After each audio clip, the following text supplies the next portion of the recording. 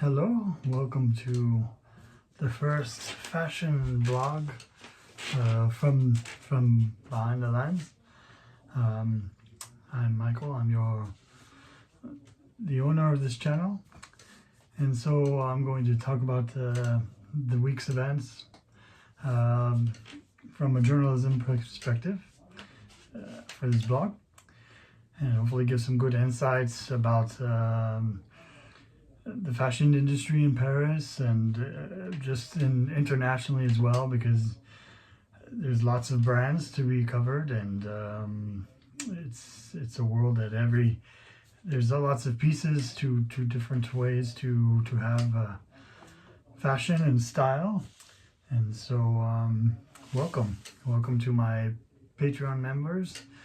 You can contribute to help me with this content if you wish. And also thank you to the members that are on my YouTube site as well.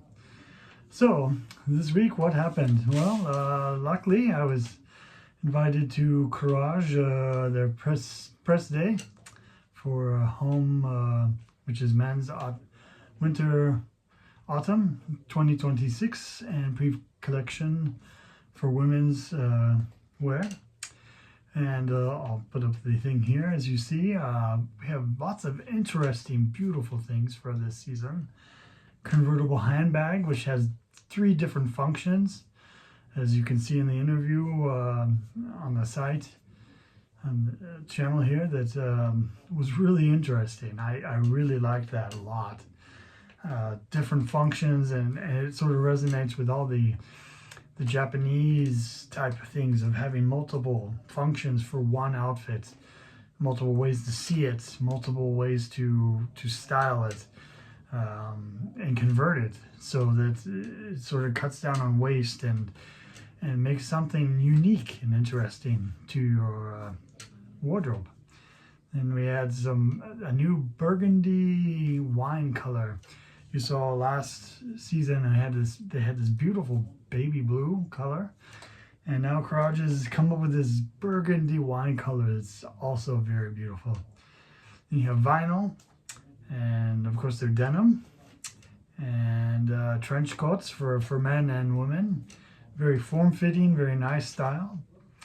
And of course, lastly, their wonderful camera bag from continuing on. It's a great accessory for anyone. So there was that. Then we have different press releases came from this week. So you had a frame with a collaboration with the Ritz in Paris here. It's their fifth collection with them, and it's embodied by the iconic French actress Lou du Lion. And so basically it's about the golden age of Parisian travel, leisure, and seen through the lens of Frame, which is a California-based brand. So for my friends in the United States, we also feature a lot of American brands coming out of California still. So you see a lot of different cool looks for that, both men's and women's. These pajamas that I'm showing here from this actress model looks incredible. It's silky, you've got nice lines, and it really brings about that nice classical look of what it is to be on vacation in Paris and just to be comfy. Then there was also another one I highlighted that stands out to me is the Ritz Paris sweatshirt. Very nice. And then you have the also sort of similar look of the striped pants, but they're casual. A great collection from Frame as they continue to keep making some beautiful things that are both stylish for both men's and women. This California-based brand is just really nice. I really enjoy their things. Another brand from this week was ETRO, based in Venice Beach in California. They had a lot of different interesting footwear from this season. From right now, they've had the Vamp quads and things like this. So it's sort of this chunky, skatey silhouette here. If you could see, it looks like something out of. It's just an interesting way to look at a shoe for footwear, but it's very casual, very skatey, very California.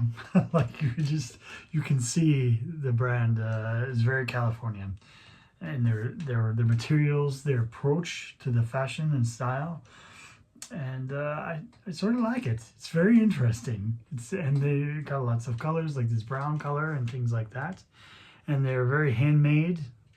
They don't have a big collection, and that's wonderful. They're again trying to cut down on waste in fashion industry. The next big thing right now is J.W. Anderson, or Jon Anderson, if you can see here. Congratulations to Mr. Jonathan Anderson. He's made again for the third time Fashion Designer of the Year. He really, this guy is a Northern Irish fashion designer, and his approach. He took a whole different thing where he wanted to go into acting, but fell in love with fashion, and he just became a powerhouse. I mean, he's really passionate about fashion and style and women's wear. As you could see from his Dior collections, he really knows how to dress a woman. He's passionate about that. He also has his own creative labels. He's done a lot of work. I mean, this guy has worked his butt off, and it shows that it's not only talent, it's also doing solid background to make something work. And this guy continues to push and continues to just be a force. And I'm really just amazed at this guy. And it's great because, you know, a lot of the classic designers have died off now. And there's just been sort of this transition in fashion, right? Where people are... it's hard to go forward, you know, from the classic brands to what is fashion now? How's it evolving? Because the planet's evolving, people are evolving, everything's evolving, right? So how's this going forward? And I think that's important to see, and it's important to go to the next step because, you know, fashion is in transition. We've got new materials, new technologies, a new way to see fashion, a new way to style the body, to make an art, and it's wearable art, right? And so I'm very happy to see that there's starting to emerge some great ones that are going to continue a legacy in this world, and it's a beautiful thing. So congratulations to Mr. Jonathan Anderson again. You deserve it. Another big news this week. Versace, their creative director left, Dario Vitale, the Italian fashion designer. He just did one season and has stepped down from Versace.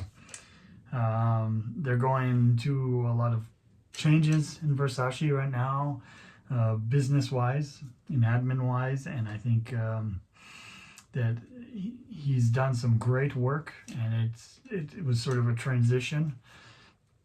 And so we'll see where he goes, because he's had some solid work from Miu Miu. He's done some work at D Squared and Bottega Veneta as well. So hopefully, I wish him good transition. And so that's great. You know, you've got to find out where you fit best, how your style is, and that's so we'll see who comes. Let's see, LoAmmi Magazine out of New York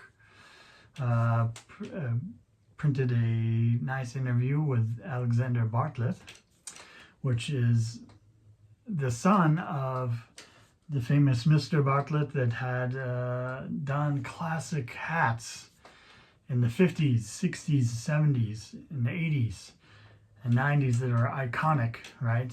One of those classic designers. So I was able to interview Mr. Alexandre Barthet, his son, to see how he's moving forward. Because this man grew up around the great ones for fashion, the legacy makers, and it's really cool to see his work and how his father's influenced his work and his ideas, and where he's moving creatively himself in his own personal style.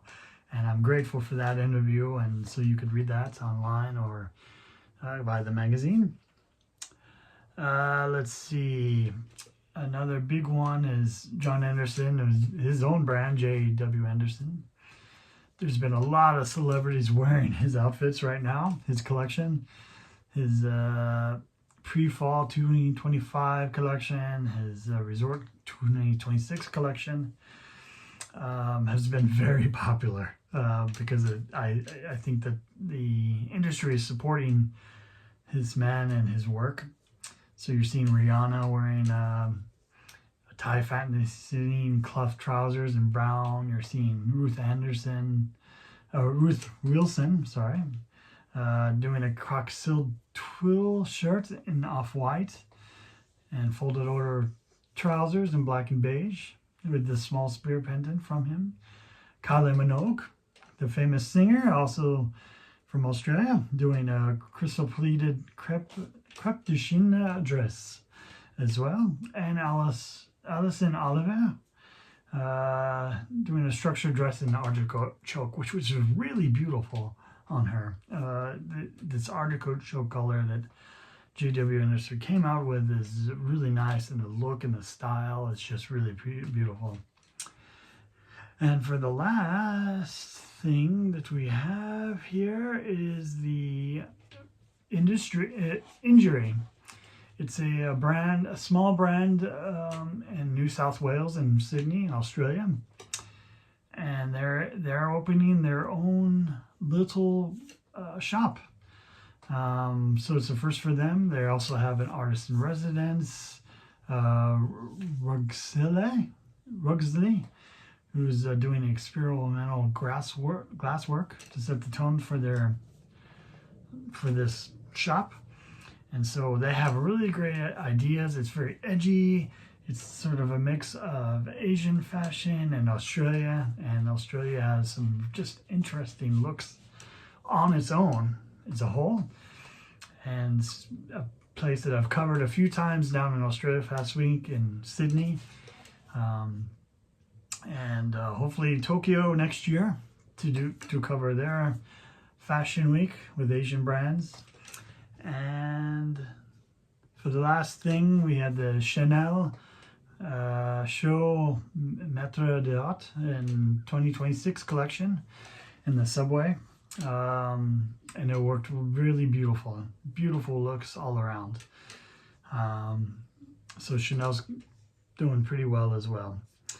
And so that's the news of the week, or the press releases of the week, and the highlights of the week fashion-wise. We've got men's and haute couture coming up here in January. So right now it's sort of the break, so it'll be less fashion and just sort of fashion news and press releases as brands gear up to the next season. Because spring's going to be very big with men's and haute couture, obviously, and women's right after. And so I'll be covering Milan and Paris here for that spring season. And hopefully Japan will probably be in fall. But I hope you enjoyed this little fashion news and fashion blog from my perspective, from someone that works in the pit And as a journalist that goes around and does interviews with these brands, the fashion directors, PR companies, the wonderful for supporting me and sending me information, and from just visiting with brands in particular, doing work for them in the studio or just randomly in the pit for them, doing their runway shoots. And thank you for watching, and see you next week. Bye-bye.